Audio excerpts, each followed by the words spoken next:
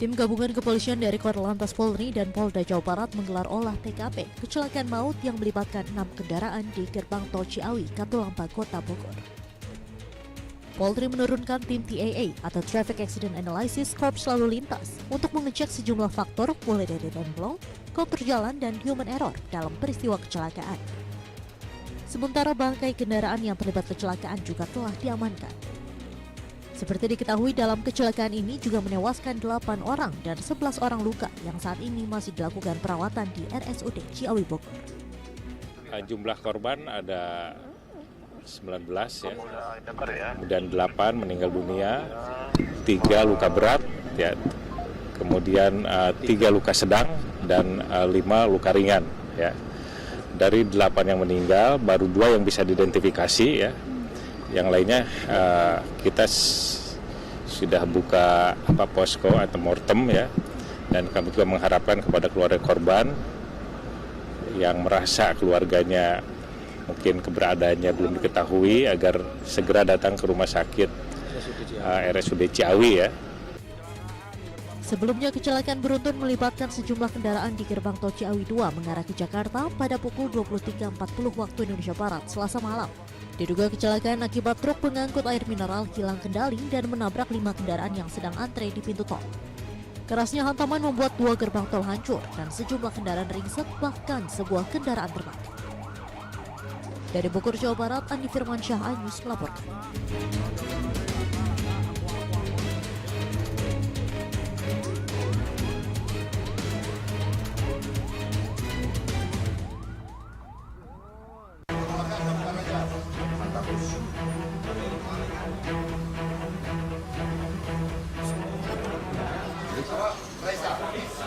Sukini, 44 tahun warga Boyolali, Jawa Tengah ini ditetapkan sebagai tersangka tindak pidana perdagangan orang. Sukini berperan sebagai mucikari memperkerjakan sejumlah wanita diantaranya anak di bawah umur sebagai pekerja seksual di kawasan wisata Gunung Kemukus, Sragen. Modusnya pelaku merekrut para korban untuk dipekerjakan di rumah makan, namun di hari pertama para korban justru dipekerjakan sebagai pemandu lagu sekaligus melayani pria hidung belang. Kasus ini terbongkar setelah salah satu orang tua korban melapor ke Polda Jawa Tengah. Bahwa korban dipaksa oleh saudara S untuk dipekerjakan sebagai LC dan juga plus sebagai PSK. Korban ingin pulang namun tidak bisa, ya. Dan saudara S selaku pemilik tempat tersebut meminta jaminan ataupun uang tebusan sebesar 1 juta agar korban bisa pulang. Pelaku mengaku telah menjalankan bisnis haramnya sejak setahun lalu. Dari Semarang, Jawa Tengah, Kristiadi melaporkan.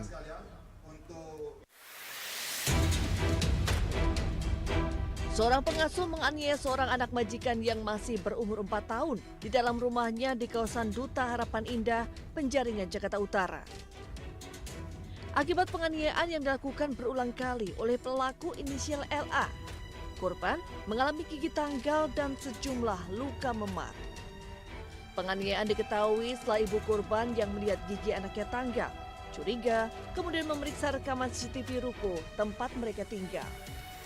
Orang tua korban yang tak terima anaknya dianiaya melaporkan pelaku LA ke Polres Metro Jakarta Utara. Di depan polisi, pelaku mengaku tega menganiaya anak majikannya karena kesal korban sering rewel. Ini perbuatan ini memang sudah lebih dari 1 tahun. Sudah lebih dari 1 tahun. Apa alasan dia melakukan itu, Bang? Ya itu tadi, karena anak ini rewel lah. Dan anak ini sebelumnya memang perlu perawatan secara khusus.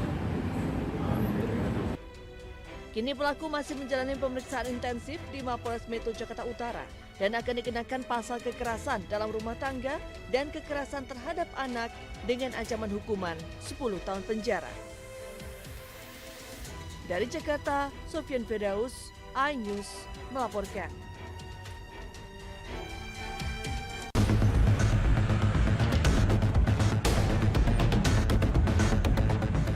Warga mengepung 3 pelaku ganjil ATM di sebuah minimarket di Pondok Aren, Tangerang Selatan, Banten. Sementara para pelaku tak berdaya setelah berkali-kali menerima bogem mentah. Warga menghakimi para pelaku karena geram dengan ulahnya dan berusaha melarikan diri. Polisi yang datang ke lokasi kejadian langsung membawa ketiga pelaku ke kantor polisi. Sebelumnya aksi mereka terbongkar setelah seorang warga mencurigai gerak-geriknya yang mencurigakan. Karena kita udah curiga ya, ini arah kemana dia kabur ya? Oh ternyata dia ke perempatan masuk ke Alfa lagi. Kita samperin bang langsung bang. Setelah kita samperin, mereka curiga sama kita karena ini orang yang tadi di Alfa nih, kenapa nyamperin? Kita tegur lah. Beberapa orang kabur, yang 2 ketangkep bang. 3 orang ketangkep akhirnya mengakui. Kini para pelaku ditahan di Mapolsek Pondok Aren guna penyelidikan lebih lanjut. Dari Tangerang Selatan, Banten, Nunung Purnomo melaporkan. Berani dong? Nah tendang kok tadi tuh, ada tendang kok. Ada di CCTV. Ma. Apa? Apa?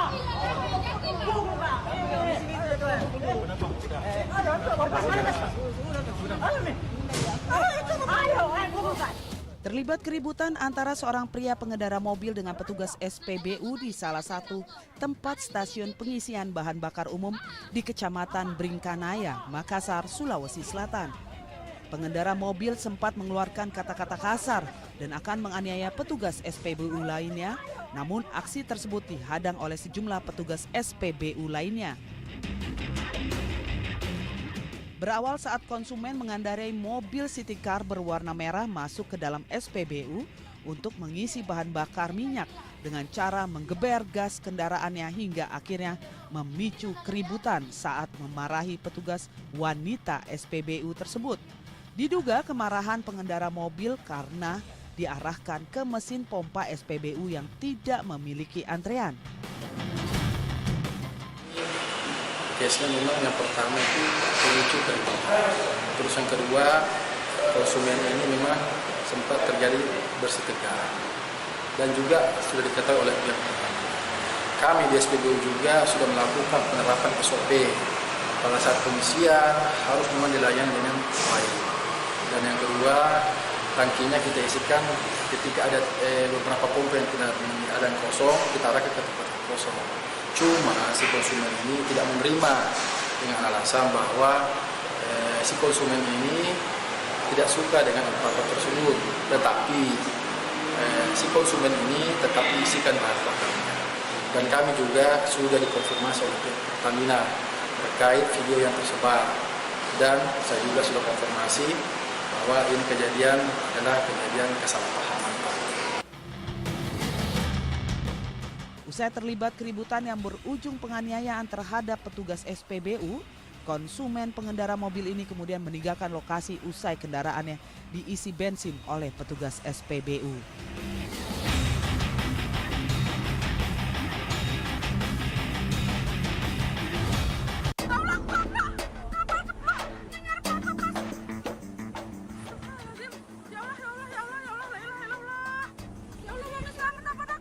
Pesawat latih jenis Cessna terjatuh di perairan Gumuk Kantong, Muncar, Banyuwangi. Sontak warga sekitar histeris karena mengkhawatirkan pilot dan penumpangnya. Sementara beberapa nelayan sekitar segera membantu mengeluarkan 2 orang dari dalam pesawat yang terbalik dan terombang-ambing di air laut. Keduanya merupakan instruktur dan siswa Akademi Penerbangan Indonesia Banyuwangi. Perlahan badan pesawat pun tenggelam. Masyarakat sekitar dan aparat setempat akhirnya berhasil menarik pesawat berkode PKBYK ini. Dugaan sementara penyebab kecelakaan karena mati mesin. Pesawat latih milik Akademi Penerbangan Indonesia ini take off dari Bandara Markas Api. Namun ketika di atas perairan Muncar, pesawat hilang kendali sehingga terjun bebas dari ketinggian sekitar 80 meter dan jatuh di laut. Ya agak terlalu menukik sih, landai, habis itu jatuh ke laut, baru terbalik. Tadi itu kan air pasang, jadi kelihatan agak menengah gitu. Sekarang kan udah agak surut itu. Orangnya selamat, baik-baik saja. Luka. Proses evakuasi badan pesawat berlangsung hingga malam hari. Komite Nasional Keselamatan Transportasi menyelidiki penyebab kecelakaan. Dari Banyuwangi, Jawa Timur, Eris Utomo melaporkan.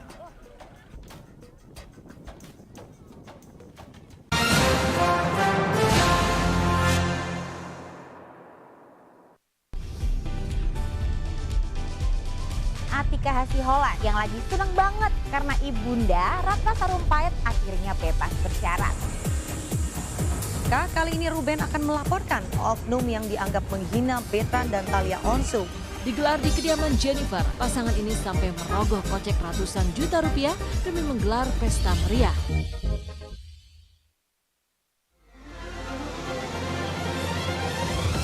Tim gabungan kembali mengevakuasi korban kecelakaan bus Wijaya. Pemirsa, polisi akan mengumumkan hasil uji balistik penembakan gedung DPR. Pemirsa, razia minuman keras di Tangerang, Banten diwarnai kejar-kejaran polisi dan beberapa pemuda mabuk.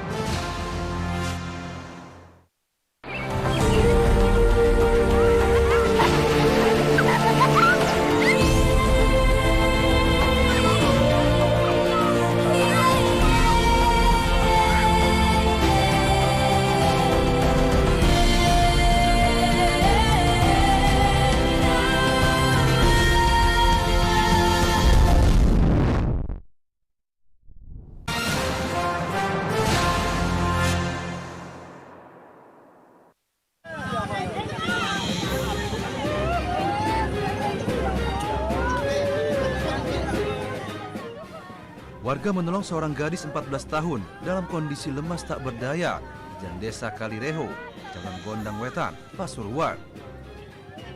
Korban yang masih pelajar SMP ini diduga mabuk berat setelah dipaksa minum miras oleh pelaku. Saat ditemukan, identitas korban belum diketahui dan akhirnya diviralkan di media sosial. Hasil penyelidikan polisi, pelajar SMP itu menjadi korban pencabulan dua pelaku yang masih berusia 17 tahun. Korban mengenal pelaku melalui media sosial. Setelah kenal, korban dijemput dan kemudian diajak jalan-jalan oleh pelaku sampai akhirnya diajak pesta miras. Sempat dibawa oleh dua orang laki-laki yang kenal di salah satu medsos, yang kemudian diajak minum minuman keras di sebuah rumah yang kemudian katanya sempat disetubui. Menindaklanjuti hal tersebut, tim langsung melakukan pencarian terhadap dua terduga pelaku yang kemudian pada malam harinya berhasil kita amankan. Dua pelaku yang masih di bawah umur itu dijerat Undang-Undang Perlindungan Anak dengan ancaman hukuman 15 tahun penjara. Sementara korban sudah dipulangkan ke rumah orang tuanya. Dari Pasuruan, Jawa Timur, Jaka Samudra melaporkan.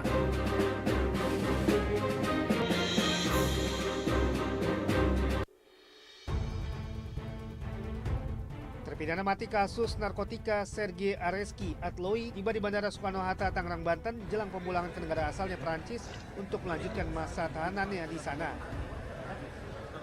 Pemindahan ini dilakukan setelah pemerintah Perancis menyepakati practical arrangement. Menteri Koordinator Bidang Hukum, HAM, Imigrasi dan Pemasyarakatan Yusril Iza Mahendra mengatakan Perancis menghormati kedaulatan Indonesia dan akan menjatuhkan hukuman pidana penjara maksimal 30 tahun. Adapun pemerintah Indonesia menyerahkan keputusan pemberian gerasi, amnesti ataupun kebijakan pengurangan masa tahanan pada pemerintah Prancis.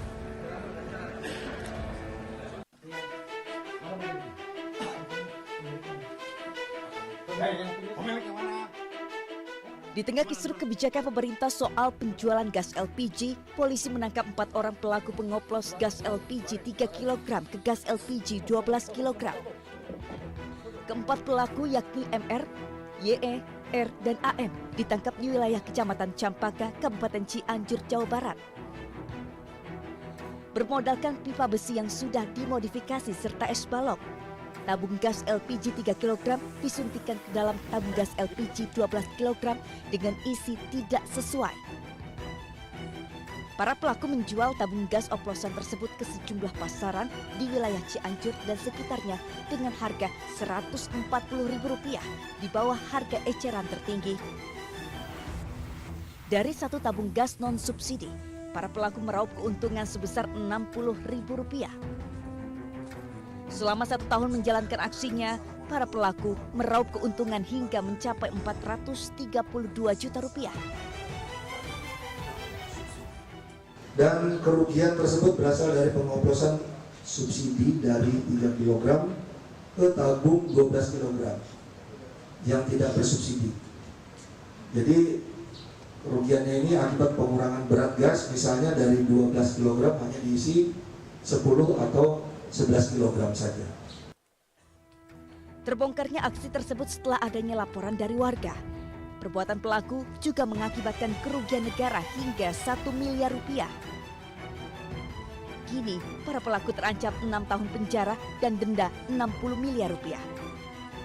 Dari Cianjur, Jawa Barat, Muhammad Andi Anyus melaporkan.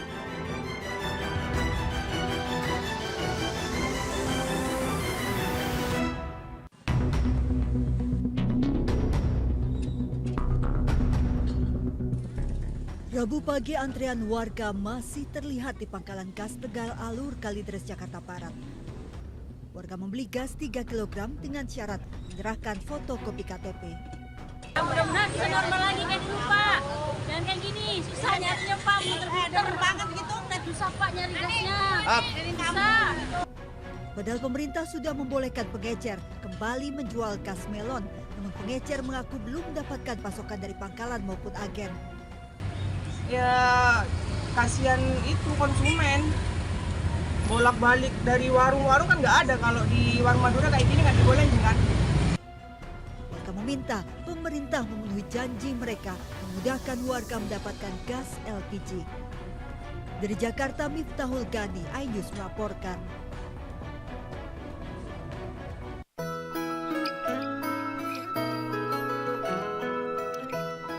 Pizza Italia dan martabak Madura, dua hidangan yang sama-sama digemari.